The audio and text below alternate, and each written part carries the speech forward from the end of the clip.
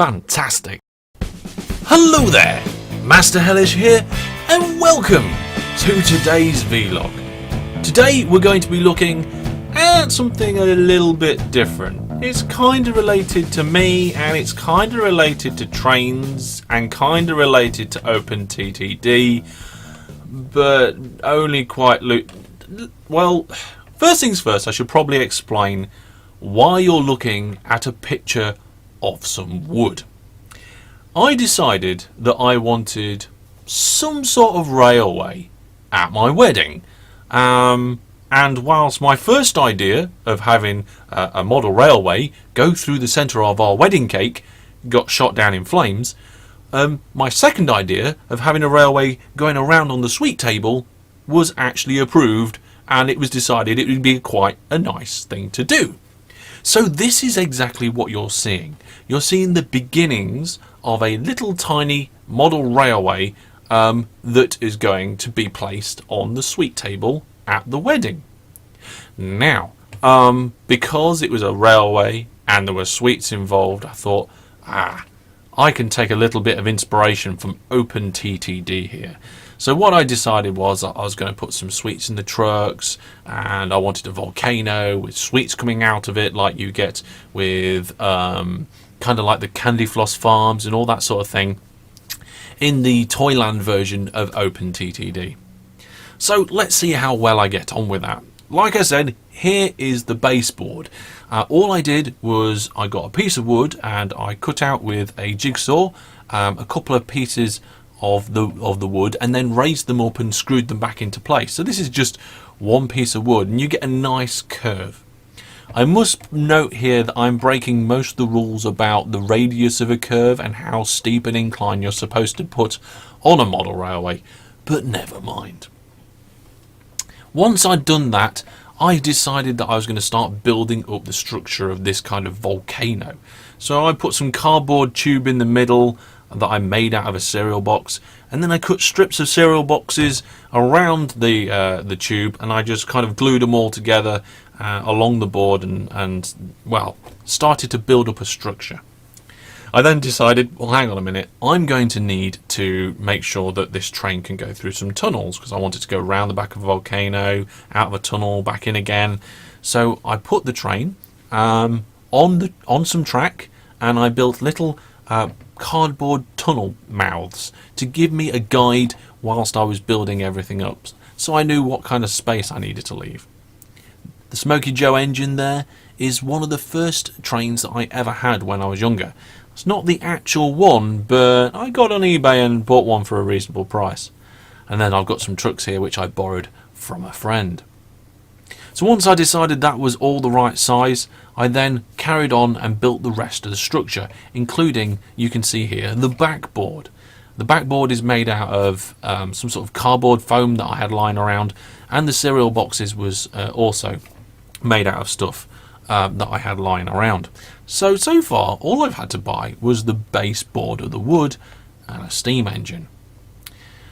So you can see here in this next picture that the track fits quite nicely on this little slope. You've got the tunnel mouths, and you can see all the different bits of crisscrossing of cereal boxes. And again, from the top, you can see that the back section is not built up. I only did it on the front, and you can see how the track loops round and kind of goes over itself. It's kind of a figure of 8, but on top of itself, it's a double loop that it just crosses over at the back. And here we can see I am now starting to add paper mache to this. This didn't have to be very strong, so what I did is I got the spare newspaper and some PVA glue and just mixed it with water and threw it on. And I just started throwing it on lots of different places, and I did it quite roughly to begin with, and then you can see here that I did it quite neatly round the tunnel mouths so that I could now get a nice finish on that. Now, I haven't got a photo of the whole thing covered in paper mache, but once I did, I then sprayed it green. I had some green spray paint spare. I can't remember where from, but I did. So again, didn't cost me anything for the spray paint. All I bought so far is the baseboard, the engine, and some glue. So yes, sprayed it all green, and I thought to myself, okay, That's fine for the base of most of the land, but I want the volcano to be a slightly different colour. So I had some brown lying around. I have a lot of stuff lying around apparently, don't I? And I just whizzed and just a little bit of dusting. I started quite heavily with the can around the top of the volcano and then just did some light dusting as I got further down the incline there. So after we got the spray paint for the main base on and the volcano, it was time to add flock. Again, flock that I had lying around from some old railway projects. And here you can see I have now thrown on all of the grass and flock onto the baseboard there and all the bits and bobs. I think it's starting to come together quite nicely at this point. So this is now where I added the track. I had laid the track on previously, but only loosely, so I could kind of see where things wanted to be. And now I was putting the track on properly. I put the track on in place, and I then put ballast down in the gaps. I put ballast down all the way around through the track, and then glued it down with PVA glue, just dripping it all around the tracks. Of course, you get PVA glue all over the rails, and that's no good because the electric engine will not work on the rail. So then you have to go over it with either a knife or some sandpaper or something and just take that layer of glue off the top of the rails. Once the track was in, I decided to finish up some more of the features, and I did some highlighting on the volcano. You can see it's got some now kind of grey whitey highlighting on the volcano, and you can also see the little cliff face around the back there that's also got some highlights with the grey paint on as well. Whilst I did that, Lady Hellish decided to give me a hand on this project, and you can see the nice blue sky that has now been painted on the backboard, which she did a fantastic job of for us. Now, at this point, I kind of wanted to put lollipops and candy floss as trees, following the OpenTTD theme. However, it didn't really pan out that way because I thought I don't want the younger children grabbing stuff off the railway because they can see sweets and stuff. It was going to be bad enough that a train was going to be going around with sweets in the tenders. So that is, I then decided that I was going to use model trees in the end.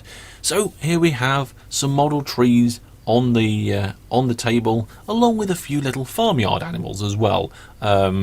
Lady Hellish decided that she wanted some animals on it, so she picked some animals off eBay and we stuck them down to the table. And that was pretty much it. It was ready to take to the wedding. Now, I do have a photo of it from the wedding, but I don't have any video footage of it running at the wedding. So here is some footage of me testing the train as part way through the build. Now here you can see it comes round the bottom quite nicely. It was a fairly smooth run round, but it takes quite a long time for the train to appear for the second time, and that's because the incline that the train has to now go up was quite steep, and I didn't want the train to just bomb it round too quickly. I wanted to go around quite gently, and it took a while to come out the other side there. But it doesn't take that long again as it disappears and it comes back round for a second run, and it ran very smoothly and I thought looked very good. And here is the final photo of our little sweet train model railway on the sweet table at the wedding. You can see that we had massive bowls of sweets all the way around it. It was enjoyed by many. Lots of people liked it going around there. For the most part, it went round pretty much all night, all the whole evening. The train just went round and round whilst people selected their favourite sweets off the sweet table. But you can see here an extra addition, and that is the sweets busting out of the volcano at the top there, that I put in on the day, well, the day before when we was putting everything into place at the wedding. And I decided that this volcano was going to be firing out marshmallows, and it worked quite well. So for the most part, yeah, all went very well indeed. I'm very happy with it. Well, there we go. I hope you've enjoyed this little project that I worked on and something that I had at our wedding. It was something that I really wanted to do, and I was really pleased with the outcome. Unfortunately, I have nowhere to store this railway, so it was decommissioned, broken up and recycled afterwards, which is very sad. However, I do still have the Smoky Joe steam engine, and that is pride of place on my windowsill here. So there we go. That is the story of the Sweet Table Model Railway at our wedding. Thank you very much for watching. Any thoughts, ideas or questions? If you've got any, down in the comments below, and I will see you sometime soon. Goodbye.